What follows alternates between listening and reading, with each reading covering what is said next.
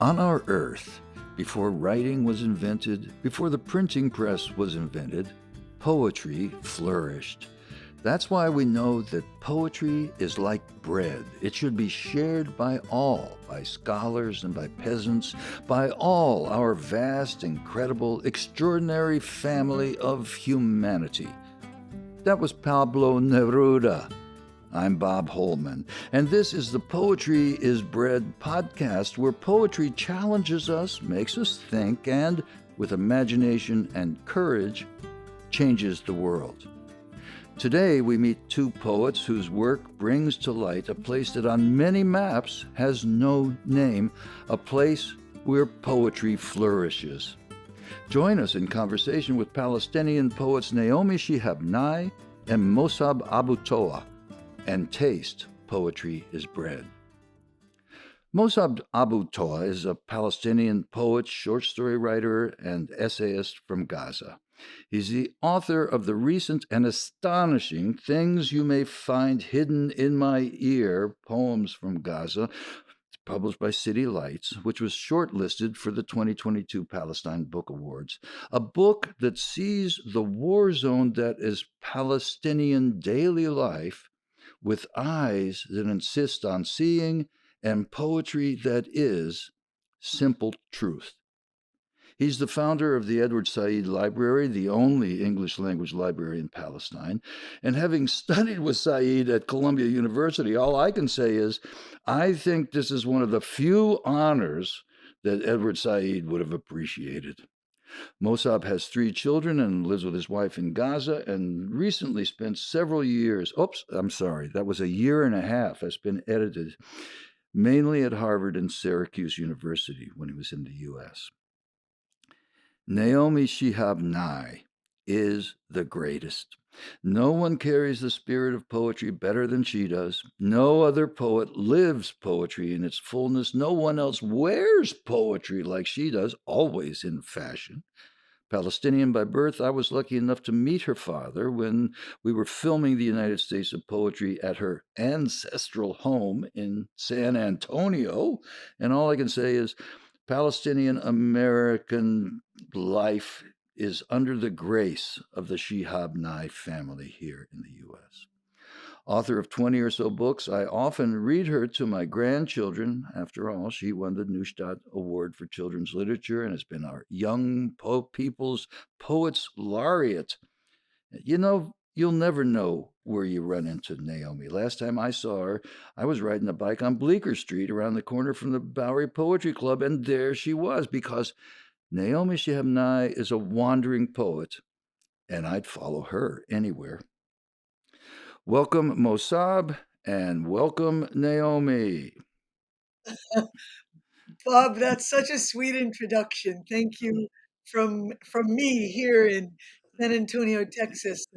Thank you for welcoming Mosab late at Thank night, you. all the way from Gaza. We appreciate you. Yeah, that was the most gracious So listen, introduction when I I ever had. crossed into Palestine, wow.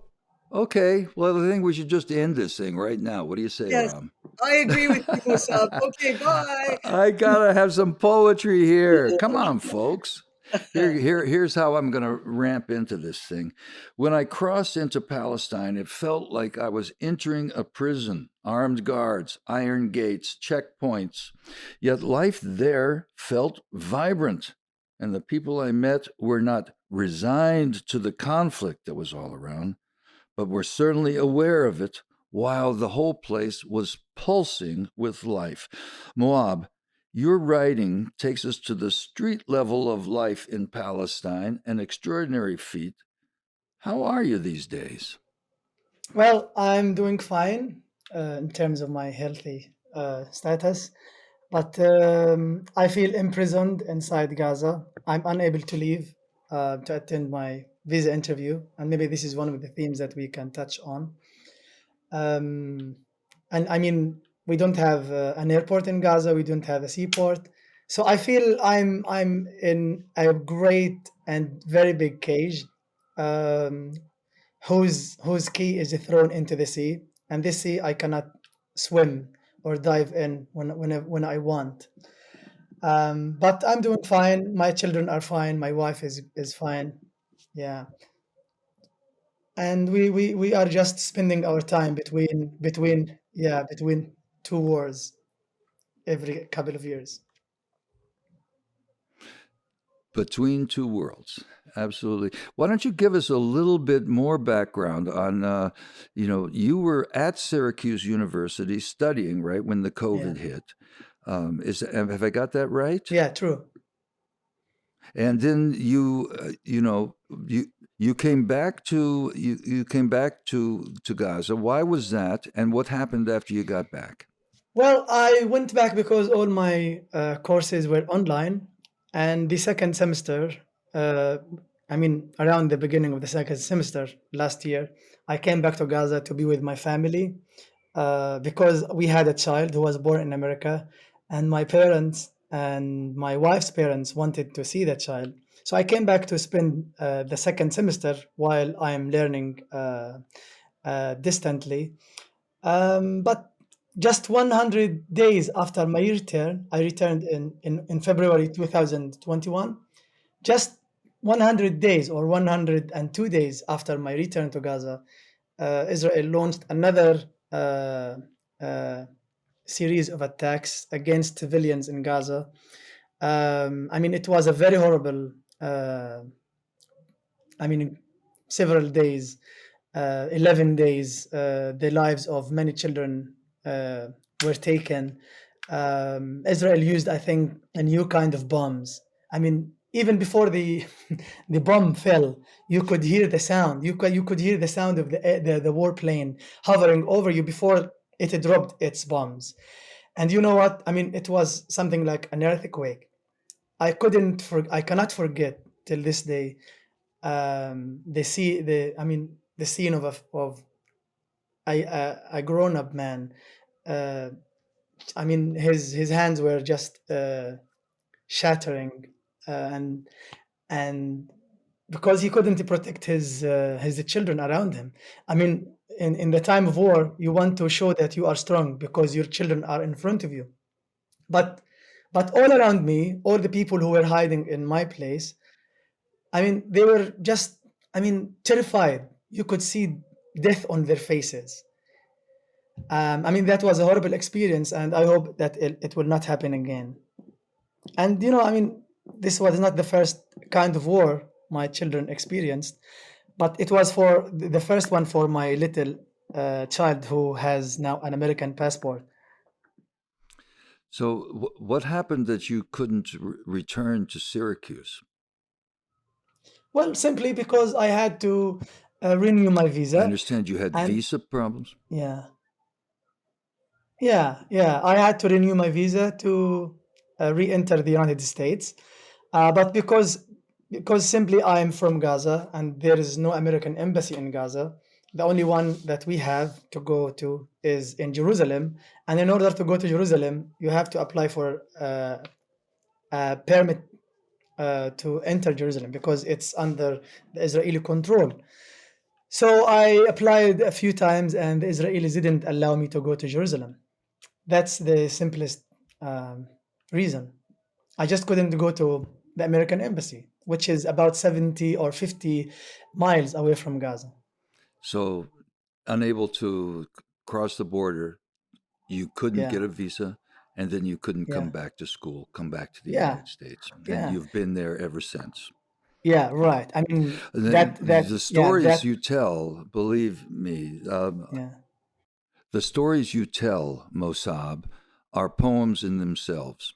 Could you just read us a couple of poems so we could so we could hear the voice of poetry coming from Palestine, Right. One of the poems that I like coming to from go Gaza? to again and again, yeah, is this first poem in my poetry collection. The poem's title is Palestine AZ, and I would like to read the section uh, of from letters Q and R and S and T and U. Q. We were watching a soccer match. Comments and shouts filled the room. The power was cut off, and everything became quiet. We could hear our breathing in the dark. Al-Quds is Arabic for Jerusalem. I have never been to Al-Quds. It's around 60 miles from Gaza. People who live 5,000 miles away can move there, while I cannot even visit. R. I was born in November. My mother told me she was walking on the beach with my father. It turned stormy and began to rain. My mother felt pain, and an hour later, she gave birth to me. I love the rain and the sea, the last two things I heard before I came into this horrible world.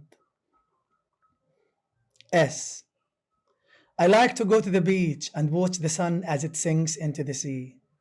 She is going to shine on nicer places, I think to myself. My son's name is Yazan. He was born in 2015, or a year after the 2014 war. This is how we date things. Once he saw a swarm of clouds. He shouted, "Dad, some bombs! Watch out!" He thought the clouds were bomb smoke. Even nature confuses us. Tea. In summer, I drink tea with mint.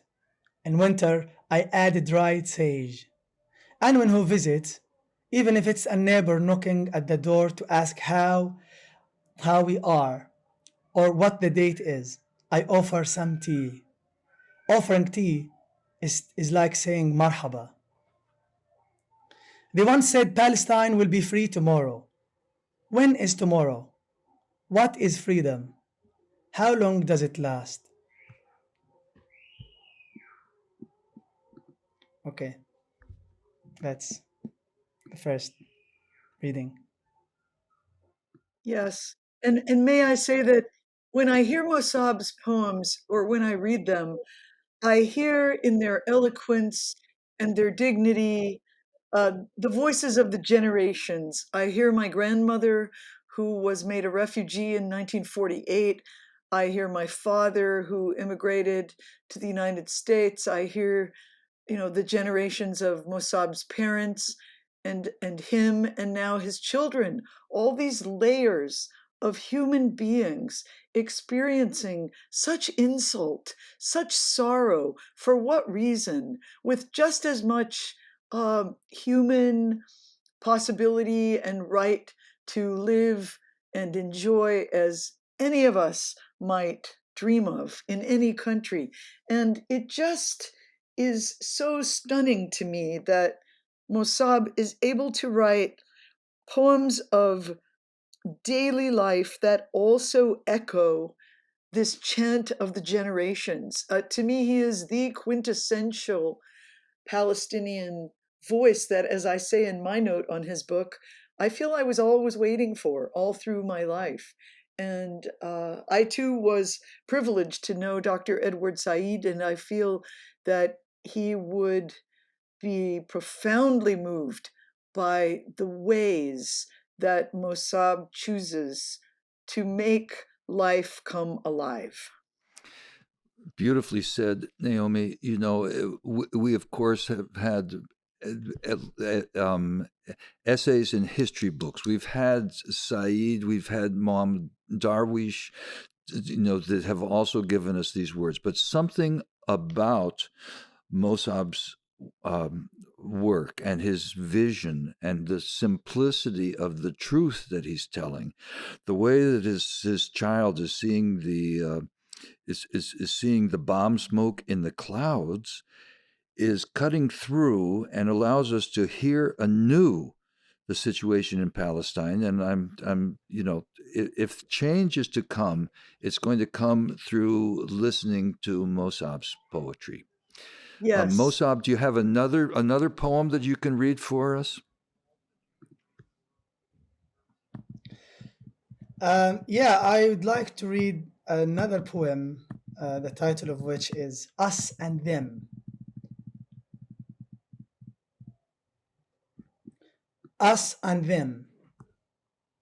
I want to build my house on a swing. I don't want to walk on this earth. I tell them about houses being shelled, about bodies shred into tiny pieces, about a noisy sky and shaking ground. And they tell me about their concern over the little flowers they haven't watered for hours, over an ailing canary in the cage, over a TV show they will miss tonight. Their ears hurt when they hear sirens, but we are made deaf by explosions. Their muscles stiffen with fear on their way to the shelters, while ours are pierced by boiling shrapnel. Thank you, Mosab. It's the connection here isn't great, but you know what we are hearing is the daily life of Palestine, where it's some 8 hours ahead of us here, and your children and wife as they struggle to put your babies to bed. I guess I don't know what Yeah. your hours you keep there, but Naomi, what do you think about listening in on the daily life Well, of Mosab? it makes me feel as if I'm in the West Bank village where my city lived, and I feel so at home just with the sounds, the texture of the evening, and the voices of your beautiful, beautiful children, Mossab. But one thing, Bob, I think is worth mentioning is how somehow, and you and I love poetry for its intimacy, its directness, the way it doesn't, spend too much time chit-chatting about all these, preludes and explanations and all this excess talk, how poetry has like this beam of light through the very heart of it. And I'm just amazed how Mossab is able to write about a situation which is highly political, based on politics and the inadequacies of political decision for so many people, but he doesn't get he's not wasting any time in that sort of debate area. He's not pedantic, he's not standing on a pedestal. He is creating the realm of of the life, and I just love that directness. I Yeah, think it's it's really a gift. it's a total good. It's as if it were just simply a diary of what's going on, and Yeah, yet what's going on is the horror, and somehow that becomes so clear to us, in its dailiness. I'm remembering when I visited you in San Antonio. We filmed the United States of Poetry with you and your father, um, an amazing man. Um, thank you. I'm hoping that maybe you could read that poem for us that you read for the United States of Sure, Poetry. I would be so happy to. And may I also read Mossab's poem Displaced? You can, but I was going to ask you to read one of his poems after this poem. So Okay, now you can okay. just read it directly after No, this. I'll just read. I'll Because read. next I'm going to, well, just to tell you what's going to go on is I am going to ask Mosab to read one of your poems after that, just so we can take all of Yeah, the drama okay. out of a poetry reading here. Right, that's beautiful. So I'll read my poem then, the one that I was so honored to read with my actual father being filmed in it, which touches me very much when I look back at that video, Bob. And it was such a pleasure that that poem went into so many classrooms in the United States, and I heard about it for a long time. Blood. A true Arab knows how to catch a fly in his hands, my father would say, and he'd prove it, cupping the buzzer instantly, while the host with the swatter stared. In the spring, our palms peeled. True Arabs believed watermelon could heal 50 ways. I changed these to fit the occasion. Years before, a girl knocked, wanted to see the Arab. I said we didn't have one. After that, my father told more stories. Shihab, shooting star, a good name, borrowed from the sky. Once I said, when we die, we give it back. He said that's what a true Arab would say. Today, the headlines clot in my blood. A Palestinian boy dangles a toy truck on the front page. Homeless fig, this tragedy with a terrible root is too big for us. What flag can we wave? I wave the flag of stone and seed, table mat stitched in blue. I call my father. We talk around the news. It is too much for him. Neither of his two languages can reach it. I drive into the country to find sheep, cows, to plead with the air. Who calls anyone civilized? Where can the crying heart graze? What does a true Arab do now? And actually, I think the detail that had happened was it was a terrible bombing uh, by Israel of either Gaza. I believe it was of Gaza then too, that caused me to write that, or maybe it was nearer my grandmother's village in the West Bank where she ended up living. Well, it's an incredible poem and seems to be calling for Mosab to appear. You know, when you say, Yes, "How can we talk around the war?" You know, you and your yes, father. You know, and I remember the images of the poem as you read it, Naomi. I remember the little white girl who was knocking at your door to ask to see the Arab, and how that happens twice in the film. One time the door was opening and you see her. The next time you see her and the film goes in reverse and closes yeah. on that thinking. It just sometimes of what the United States of Poetry wanted to do was illuminate the poem with an imagery. The way that we were looking at you talking on the phone, and then just as the camera panned across with it was in black and white, there was your father right next Yes, to you, but it was yeah. a fade imagery going on And, there. and, and isn't that what poetry often wants to do? Allow us to see someone else in the doorway, like Ah, who's knocking, who's entering, what is that person's life like, and ex- what questions are they asking? yes. And Yes. yeah, And if, and again, just to get to what you can do with digital these days, what a film can do, it's not to replicate that image, but it's to illuminate what the poem is saying. And that's exactly what you said right there. well, and by now there have been so many incredible documentaries, short films made out of Gaza that many people have seen images of daily life in Hmm. Gaza, the beauty, the preciousness of, a courtyard, a garden, a windowsill, a kitchen.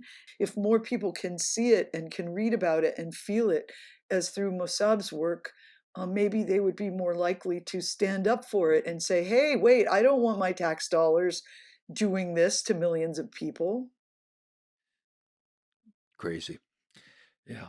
Do you have one of Mosab's poems there that you want to read for us, Naomi? Yes, I would love to read a poem Mosab wrote in memory of Edward Said called Displaced.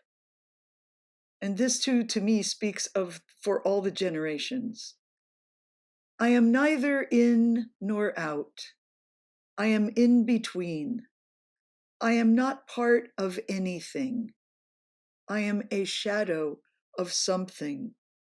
At best, I am a thing that does not really exist.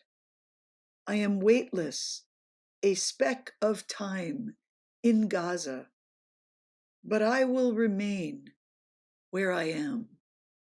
Beautiful. A poem of Mosab Abu Doas from his recent book, Things You May Find Hidden in My Ear, out from City Lights, and read by his pal, Naomi Shihab Nye. Mosab, you're still there with us, aren't you? Yep, yeah, I'm enjoying the reading and the your experience both together in the United States of Poetry. I just like that naming.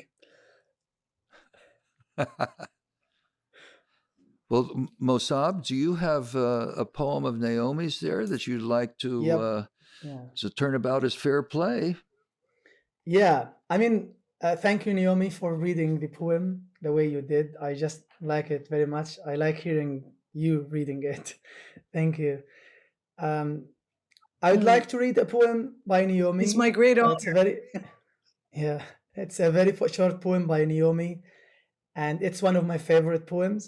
It just speaks to the image that my son thought that he was seeing a bomb instead of a cloud. The title of the poem is "Not No Explosions." To enjoy fireworks, you would have to have lived a different kind of life. Again, no explosions. To enjoy fireworks, you would have to have lived a different kind of life. And this poem speaks to that image from my poem that I just read when my son thought the cloud as the smoke of a bomb. So to enjoy nature, you would have to have not lived out in Gaza, something like this. Wow. Well, that's a wonderful response, and Naomi, you once again have given us an image to take with us. That for some people the fireworks are real. For Mosab and his children, those fireworks aren't just spectacles in the sky.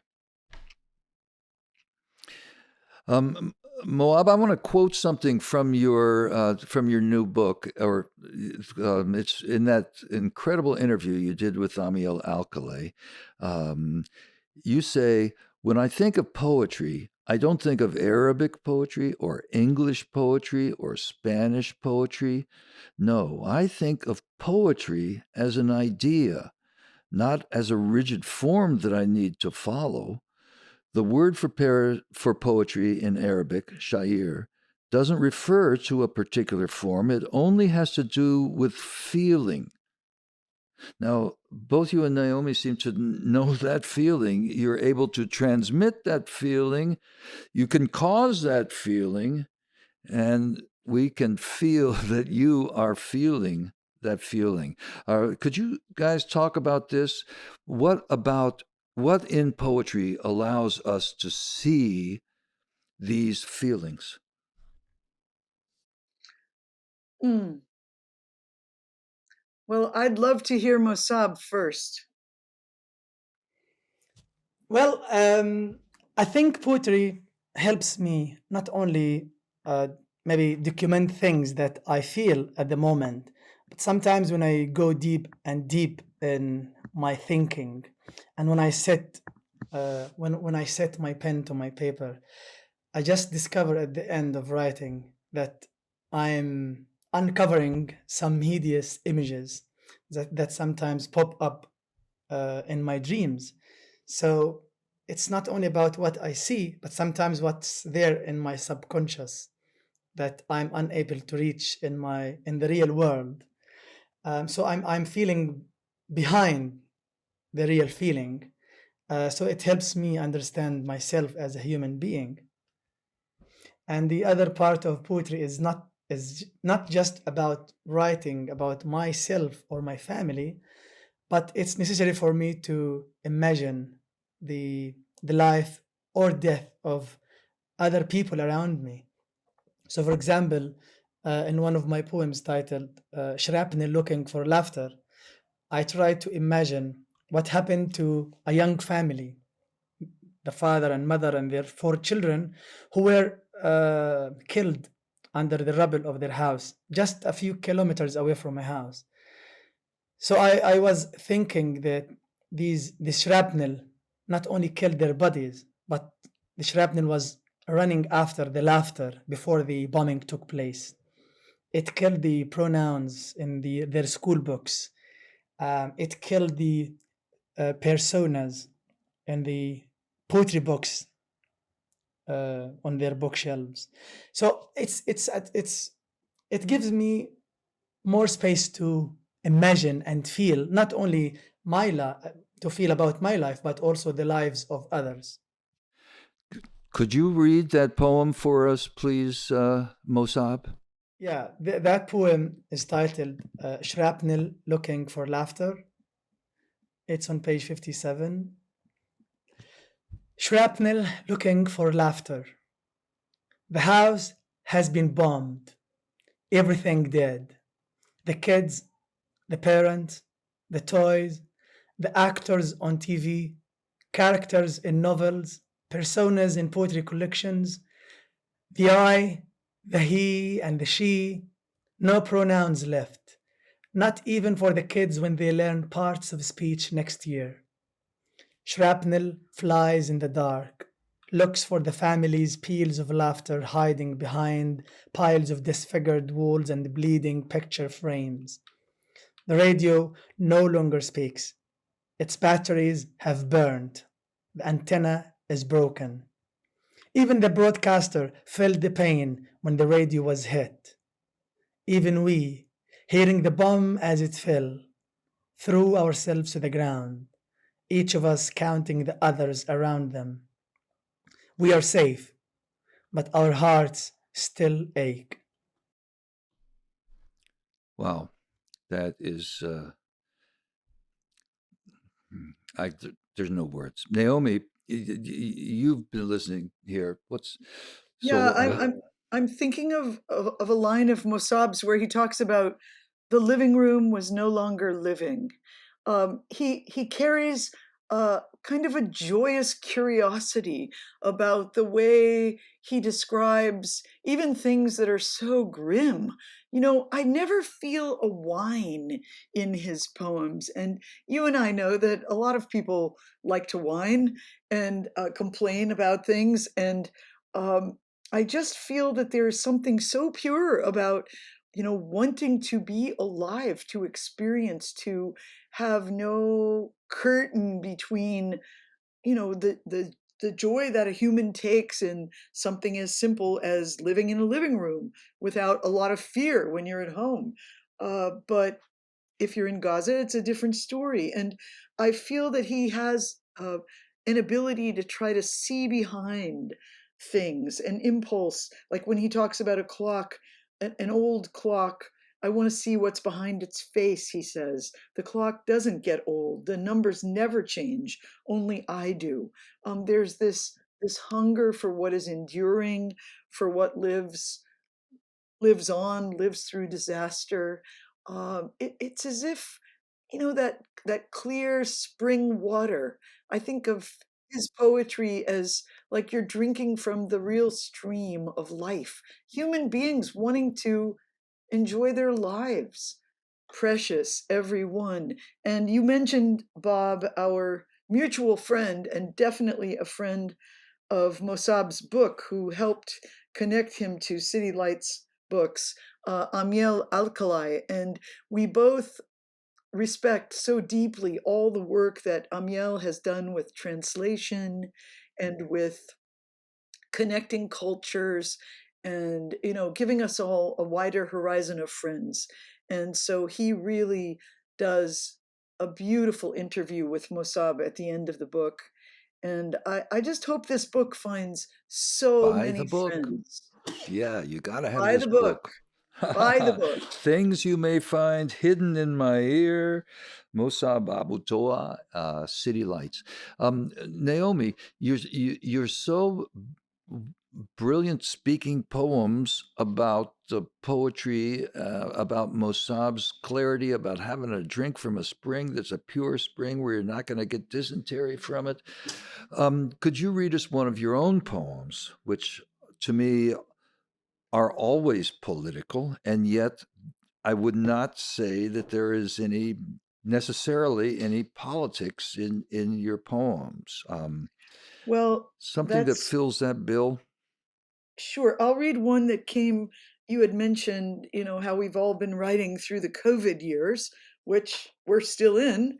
Um, and so this is called One, and it refers to something my friend Khaled Matawa told me about going back to his father's memorial. One, and it also has my grandson in it, who is now 6. A delivery man pounded the door. The boy said, "That shook my bones." Only months ago, before this happened, on the brink, at the edge, I kept saying, "Something really big and weird is about to happen."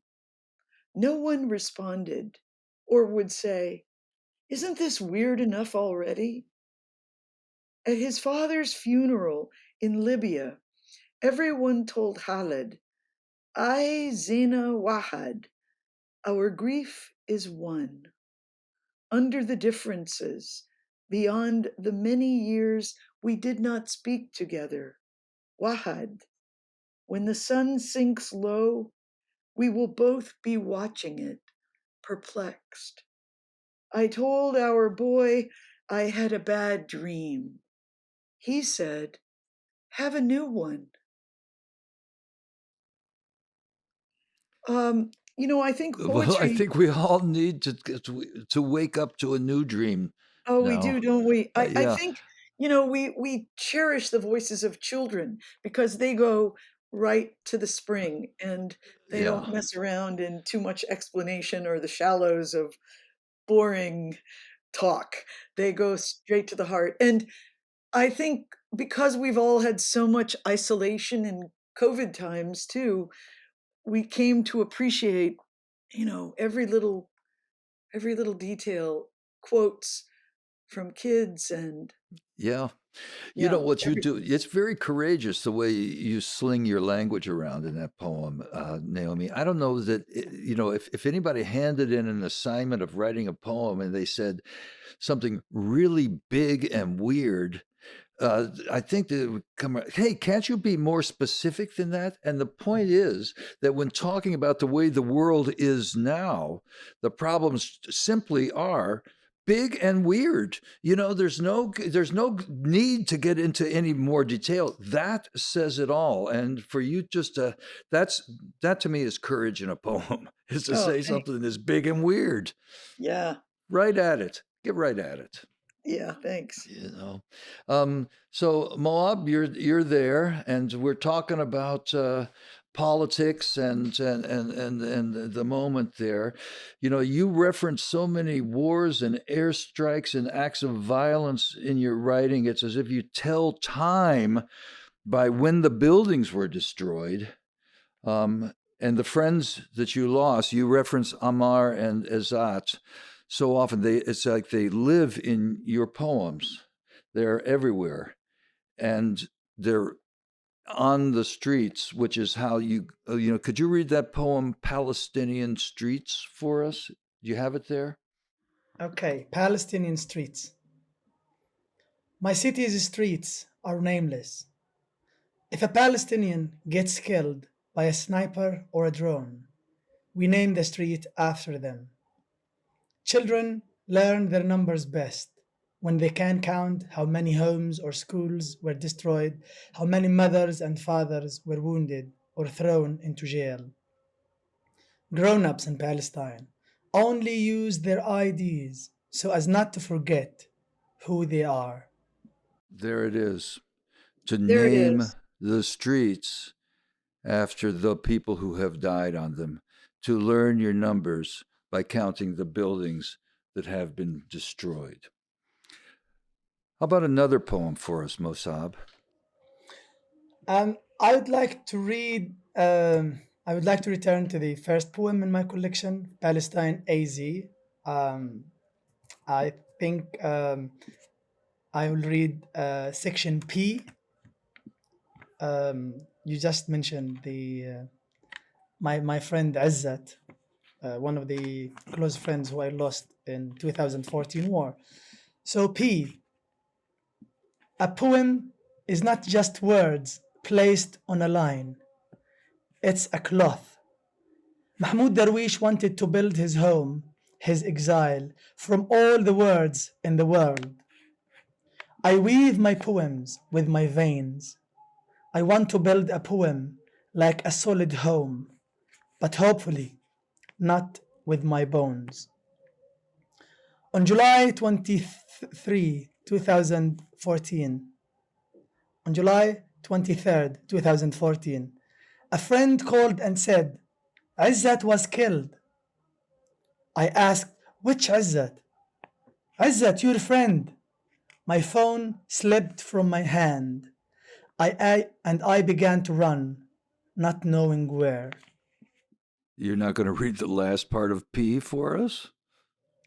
Yeah. I hate to be a nag. Yeah. Okay. What's your name?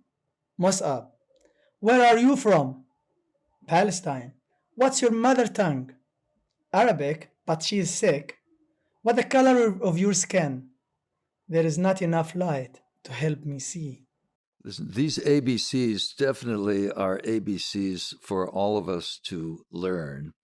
I love it's like a little puzzle where you have to dig into their paragraphs, prose poetry here, that you dig in to find which letter, where is the Q in that, and where is the P? Yeah, right. How come you have to wait all the way to get to rain to have? And sometimes I'm thinking, well, you put mother and father in there. Are you going to read like Arabic from the right to the left and have the R be the last letter of mother? I don't know. Anyway, it really takes you around formally, while in the heart, it's touching you with the absolute knowledge of life in Gaza. You know, hey Moab, tell us about this library that you've started, the Edward Said Library. It's such a utopian idea there in the middle of a war zone to have an English-speaking library. Where is it located? What kind of building is it in? How is it used? How often are you there? Well, I mean, the funny thing is that I was building the library without realizing that what a library is. I mean, I started collecting books following 2014 war on Gaza. I was trying to rebuild a small book collection. Our house was partially destroyed by an Israeli airstrike. My friends started sending me books to make up for the lost collection.